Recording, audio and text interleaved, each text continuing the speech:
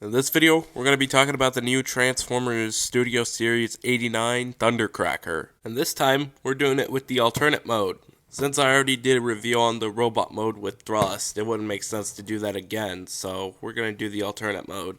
Now, I gotta say, they did a really good job on the alternate mode. Oh yeah, by the way, as always, this vehicle has weapon storage.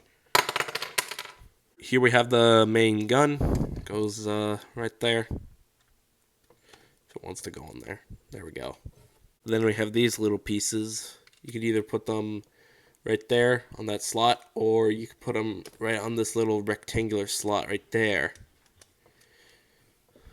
You do the same thing for the other one. And there you go. You're pretty much done for when you see these kind of seekers in action. And hey, what's Thundercracker without the seekers? Kind of feel like we should have just one more seeker, maybe Skywarp, because he was present in the Bumblebee movie. Alright, well, anyways, that's pretty much all I have to say about the alternate mode, because I don't really talk about alternate modes. What I'd like to talk about is the robot mode, but in order to do that, we gotta do the transformation. But in order to do the transformation, we gotta remove his guns. So, first what you might want to do is just fold his wings. Next, what you're going to do is you're just going to untab his legs from whatever this gray part is. Now we'll leave the legs alone. Let's work on this first. What you might want to do is, I think you want to push this down so it gives you enough space for you to open up the arms. And then close them in.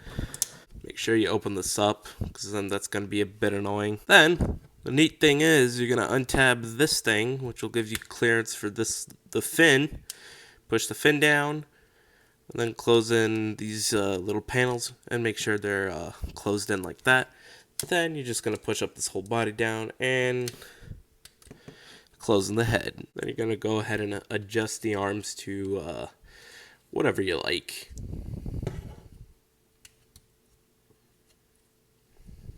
And there you go. Then we're going to work on these legs. What you're going to do is you're just going to close in this little panel. You're going to close in this, open the foot, fold this in, and then close everything in.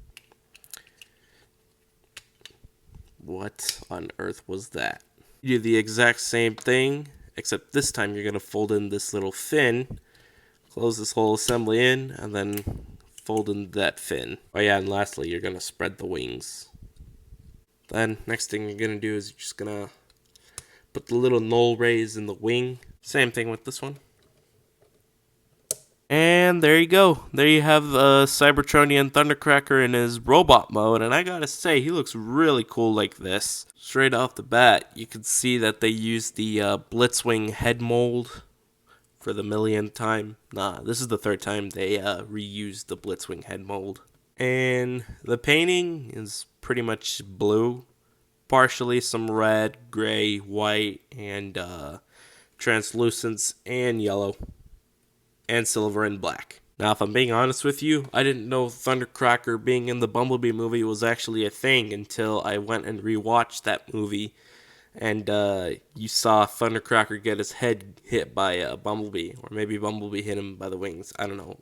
But Thundercracker got impacted by Bumblebee as he I don't know, he drove up a cliff or whatever. Or I think he drove up a sloped area, and then he went up in the air, and then he hit not only Thundercracker, but Thrust. Obviously, the two got up on their feet, and then started to chase after the Autobots, till they chased them up to the little escape pod port, where they bombarded that place, killing no one in the process. Wait a sec, I don't think Thundercracker was there.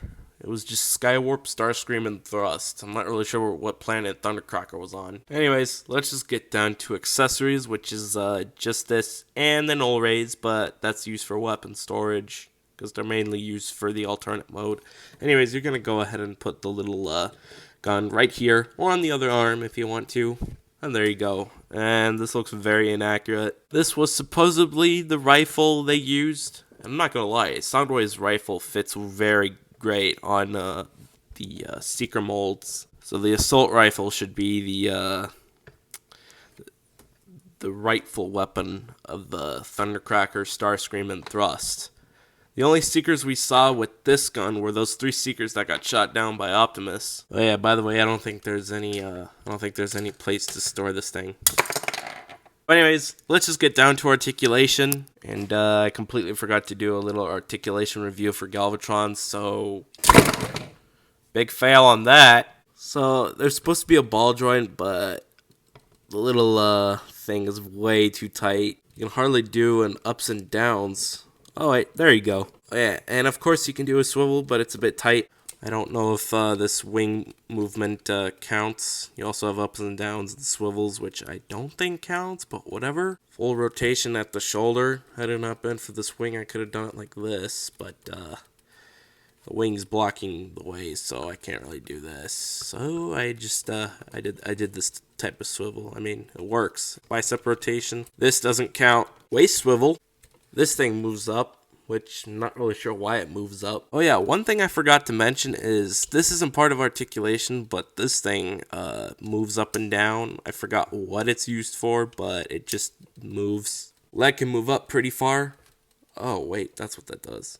It blocks the leg from moving up that far, so it's useless. Remove it. Remove it. Leg can move back that far. Thigh rotation. Knee can bend. Foot can hardly move up and down. And a bit of a pivot right there. Anyways, let's just get down to size comparison. Starting off with the first Seeker Starscream. No, wait, it was actually Blitzwing, technically speaking. Thrust, Soundwave, and finally the Studio Series Dark of the Moon Thundercracker, which is basically a repaint of Nitro / KSI Sentry. Man, inflation has taken a toll for what these figures have evolved into. Not to say this figure's bad and whatever, but when Toys R Us started running out of business, you could find this Thundercracker for a good $25. I gotta say, that's a pretty good deal. But that was because Toys R Us was trying to get as much money as they could to redeem themselves. Apparently it didn't work out. I think that's because all they had were their exclusives, and I think that's how they went bankrupt. But still, $25 is better than $33. Come here. You look beautiful. I'm RG1 accurate. Overall, I'll give this figure a good 8.5 out of 10. Can't give it a 10 out of 10 because that seems a bit obvious. Anyways, that's pretty much it. That's going to be my quick review for Thundercracker. If you enjoyed this video, please leave a like, slam that, am I about to say leave a like twice? It doesn't matter. Hit that big red button, share this with your friends, turn on post notifications so you don't miss another video, and yeah, that's pretty much it. See ya!